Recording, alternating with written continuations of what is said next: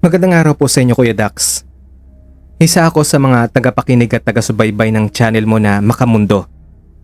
At itong channel mo na Makatakutan. At gusto kong ibahagi ang isang karanasan ko na hanggang ngayon ay hindi ko pa rin lubos maisip na totoo pala sila. Hindi ko akalaing may ganitong klaseng kwento ako may babahagi sa iyo. Ang plano ko talaga yung confession ko about sa, alam mo na. Pero mas madali kong naisulat ito. Ito na lang muna ang unahin natin. Edwin na lang po ang itawag niyo sa akin. 29 years old na sa kasalukuyan at naninirahan dito sa Taguig. Tubong Cavite po ang nanay ko at ang tatay ko naman ay sa may parting Visayas. Hindi ko na po sasabihin ang eksaktong location dahil doon po iikot ang ibabahagi kong kwento. Dito na po ako lumaki at nagkapamilya sa Maynila at buong buhay ko po, aminin ko na wala akong pakialam sa mga kwentong kababalagan. Para kasi sa akin, lahat ng yan ay katang isip lang. Panakot sa mga batang mahilig magpuyat para mapatulog ng maaga. Pinalaki ako sa syudad kung saan ang problema lang ay traffic, trabaho, at bills. Wala akong oras para sa mga bagay na hindi ko nakikita. Kaya naman nung sinabi ng tatay ko na kailangan naming umuwi sa probinsya dahil pumanaw na ang lolo ko, hindi ko naisip na magiging iba ang takbo ng buhay ko matapos ang pagbisitang yon. Huli kong nakita ang lolo ko. 9 na taong gulang pa lang ako noon. Ngayon kasi 29 na ako. Isang buong 2 dekada ang lumipas at sa totoo lang, hindi ko na maalala ng buo ang mukha niya. Ang natatandaan ko lang, mabait siya at laging may kwento tungkol sa mga nilalang na nasa paligid namin. Pagdating namin sa probinsya, ramdam ko kagad ang malaking pagkakaiba nito sa Maynila. Tahimik doon, malinis ang hangin, at parang walang problema ang mga tao doon. Kilala ang pamilya namin sa baryo, kaya halos lahat ng tao nakangiti at mababait sa amin. Pansin kong maraming matatanda ang lumalapit sa tatay ko. Kinakamusta siya at binibigyan ng kung ano-anong pasalubong. Siguro dahil matagal nga siyang hindi nakauwi at ngayon lang uli bumalik sa lugar na iyon.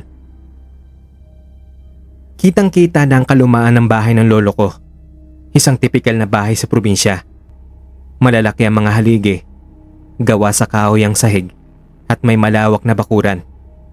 Wala itong bakod, kaya madaling makita ang buong paligid at katabi ng bahay ang mga naglalakihang mga puno. Gabi ng unang araw ng lamay, ramdam ko ang bigat ng lungkot sa paligid. May halong ingay ng bulungan at may hinang iyak ang bawat sulok ng bahay ng lolo ko. Hindi ako sanay sa ganitong eksena. Sa Maynila kasi, bihira akong dumadalo sa mga lamay. Kaya habang ang iba ay abala sa pakikiramay at pag-uusap, ako'y pinili ko na lang na umupo sa isang tabi. Tahimik na pinagmamasdan ng kabaong ng lolo ko. Gustuhin ko makisali sa mga usapan, pero mas nangingibabaw ang pagod sa katawan ko kaysa sa lungkot. Habang tahimik akong nakaupo, napansin ko ang isang matandang babae sa isang sulok. Hindi siya kapansin-pansin sa unang tingin. Hindi siya yung tipikal na nakaitim na mahabang damit na babae sa mga horror movies.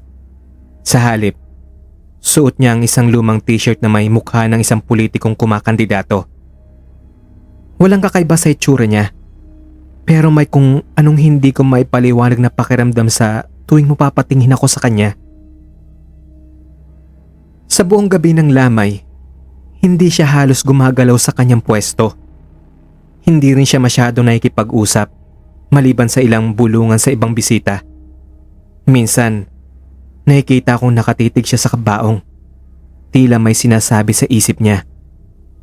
Pero dahil marami namang nagdadasal sa paligid, hindi ko na masyadong binigyan ng pansin iyon. Hinisip ko na lang na siguro malapit siya kay lolo at gusto niyang manatili sa tabi niya hanggang sa huling sandali nito. Patuloy na dumadami ang tao sa lamay habang lumalalim ang gabi. Ang ilan ay may dalang pagkain. Ang iba naman ay may dalang inumin para sa mga nagbabantay. Dala na rin siguro ng pagod, nagsimula na magpahinga ang karamihan. Ang ilan ay umidlip sa upuan, habang ang iba naman ay humiga na sa banig sa sahig. Ako naman, nanatili lang na nakaupo. Inisip kung paano ko palilipasin ang mga oras. Habang nakatanaw ako sa kabaong ni Lolo, muli kong natanaw ang matandang babae. Nandun pa rin siya sa kanyang pwesto.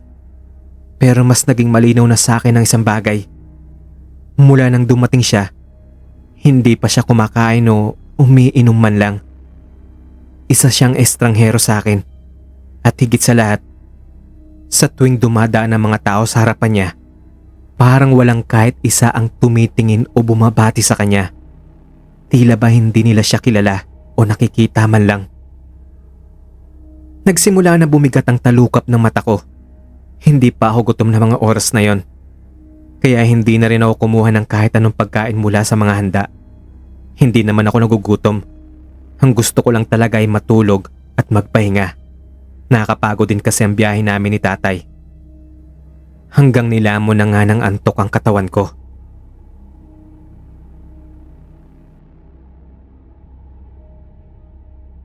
Noong ikalawang gabi ng lamay, akong napili para magbantay kay Lolo. Sa probinsya daw kasi hindi pwedeng walang nagbabantay sa patay, lalo na kapag malalim na ang gabi. Hindi ko alam ang dahilan, pero sumunod na lang ako. Mga bandang 12:00 na yon nang magsimulang magpahinga ang mga karamihan. Ang iba ay natulog na sa duyan. May mga nakaupo lang. Tahimik lang ang paligid, maliban sa tunog ng mga kuliglig at mga paminsan-minsang paggalaw ng mga tao sa paligid. Nakaupo lang ako sa isang sulok. Iniinom ang tubig mula sa tumbler ko. Hindi pa rin ako nakakaramdam ng kahit anong gutom. Saka sabihin nyo na rin na maarte ako. Hindi talaga ako sanay na basta-basta kumakain o umiinom ng tubig kung saan-saan. Lalo na sa hindi ako sigurado kung malinis ang tubig. May history na kasi ako ng madalas na pagdudumi kapag may nakain o nainom akong hindi hiyang sa tiyan ko. Kaya ang kinain ko lang nung pagdating namin dito ay yung mga dala kong biskwit. Habang nakaupo ako sa kinalalagyan ko, unti-unti kong napansin na parang may kakaiba sa paligid. Hindi ko kaagad matukoy kung ano iyon, pero pakiramdam ko may isang bagay na hindi tama. Ramdam ko na parang may nakatingin sa akin. Pero nung lumibot ang mga mata ko sa paligid, karamihan sa mga tao ay natutulog na. Yung mga gising naman ay abala sa pagsusugal. Nang mapatingin ako sa isang sulok, napansin ko ang matandang babae na nakita ko nung unang gabi ng lamay. Nandun pa rin siya. Pero ngayon, hindi na siya nakaupo sa sulok. Nakatayo na siya. Nakita ko siyang dahan-dahang naglalakad papalapit sa kabaong ni Lolo. Ang bawat kilos niya ay mabagal. Parang tinatansya ang bawat hakbang. Hindi ko kagad inisip na may kakaiba. Ang akala ko, isa lang siya sa mga nakikiramay na gusto muling sumilip kay Lolo. Tila masyado siyang maingat sa bawat galaw. Hindi tulad ng ibang nakikiramay na sumisilip lang saglit at bumabalik na rin sa upuan nila. Pero siya, para bang may hinahanap sa loob ng kabaong. May gustong tiyakin. Hindi ko alam kung bakit, pero may kung anong kaba akong nararamdaman. Sinubukan kong lumunok para mawala ang paninikip sa lalamunan ko. Hinilibot ko ang paningin ko sa lamay. Hindi ko alam kung imahinasyon ko lang o totoong may nangyayari. Pero pakiramdam ko, ang paligid ay unti-unting tumigil.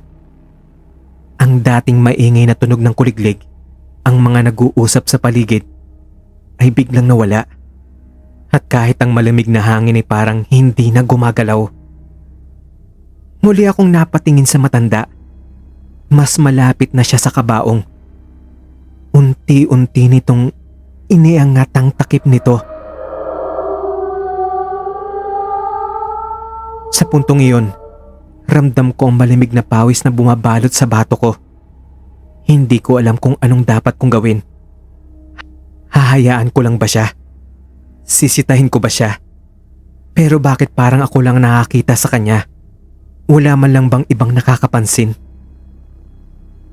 Napatigil ang paghinga ko nang makita kong unti-unting iniangat ng matanda ang katawan ng lolo ko mula sa kabaong.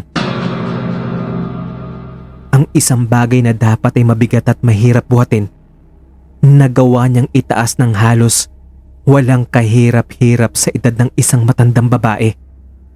Parang walang laman ang katawan ni lolo. Parang isang unan lang na basta niya na lang kinuha sa loob. Pakiramdam ko na mga oras na iyon ay ipinako ako sa aking kinauupuan. Gusto kong sumigaw. Gusto kong tumakbo para pigilan siya.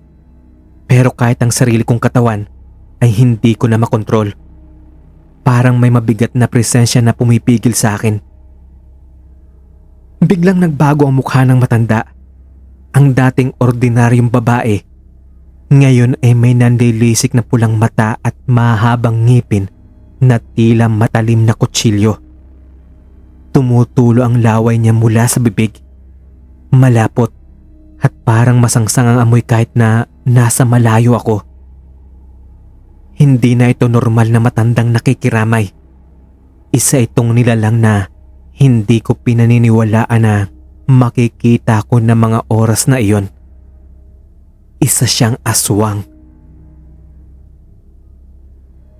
Bigla naman akong natauhan. Hindi ko alam kung anong nagtulak sa akin, pero bumunot ako ng lakas ng loob. Hinawakan ko ang tumbler ko na metal, hantanging bagay na nasa kamay ko noon, at buong puwersa kong hinataw ito sa ulo ng matandang aswang. At sa isang iglap, tumunog ang bakal sa bungo niya at bigla siyang napayuko. Habang unti-unting tumataas ang kanyang muka, mas lalong naging mabagsik ang hitsura niya. Unti-unting mas nakakatakot ang anyo niya. Unti-unting nagiging parang tuyong kahoy ang balat niya. Kitang-kita ang mahaba at matatalim ng ngipin na parang pangil ng isang hayop. Ang kanyang mga mata, mas nagbabaga na sa kapulahan, nanlilisik at tila puno ng galit. Tumutulo ang malapot na laway mula sa kanyang bibig. Bumubula at umaagos pababa sa kanyang baba. Ramdam kong kilabot na bumalot sa bukong katawan. Hindi ako makagalaw. Hindi ako makasigaw. Para akong nag-freeze sa kinatatayuan ko.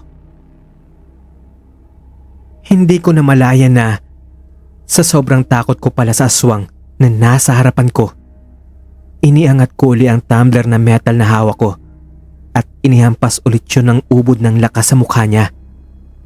Hindi ko na inisip na isa siyang matandang aswang dahil ninanakaw niya ang katawan ng lolo ko. Napaatras ako. Napasigaw. Doon napansin ng mga tao sa paligid ang kaguluhan.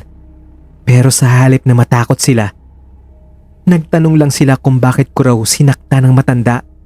Nakikiramay lang naman daw ito. Mailan pa nga lumapit sa kanya. Naawa daw sa itsura niya. May narinig pa akong nagsabing umiiyak daw ito at nagmamakaawa sa akin. Pero ako, ang nakikita ko ay nakakatakot niyang anyo. Parang gustong gusto niya akong salakayin. Bigla namang nagtatakbo ang matanda palabas ng bahay. Nakatulala lang ako. Hindi alam kung anong gagawin. Narinig ko ang boses ng tatay ko. Lumapit siya at tinanong kung ano ang nangyari. Sinubukan kong ipaliwanag ang nakita ko. Pero hindi pa ako tapos magkwento nang bigla siyang umalis. Pagbalik niya, may dala siyang garapon ng asin. Walang pasabi niyang isinaboy iyon sa ibabaw ng katawan ng lolo ko. Lahat ng tao sa lamay ay napatingin, kasabay ng pagbuhos ng asin. Biglang nag-iba ang nakahimlay sa kabaong. Hindi na katawan ng lolo ko ang nandoon, kundi isang katawan ng saging. Samantalang ang totoong katawan niya, nasa sahig, sa likod ng kabaong. Nagkagulo ang mga tao. Mabilis nilang tinanggal ang katawan ng saging at ibinalik ang tunay na katawan ng lolo ko sa kabaong. Noon lang nila naunawaan. Totoo ang sinabi ko. Totoo ang nakita ko. Totoo na may aswang na nagtangkang nakawi ng katawan ng lolo ko. Hindi ko maintindihan nung una kung bakit ako lang ang nakakita sa totoo niyang anyo. Pero nang pag-isipan kong mabuti, Isa lang ang nasa isip kong dahilan. Dahil ako lang ang hindi kumain o uminom sa lamay ng kahit ano. Kaya ako lang ang nakakita ng katotohanan. Ang sabi pa ni na tatay, malamang may ginawang aswang sa pagkain at inumin kaya hindi napansin ng iba ang kanyang ginagawa. Mula nga nun Kuya Dax, hindi na ako kumakain o umiinom ng kahit ano sa lamay.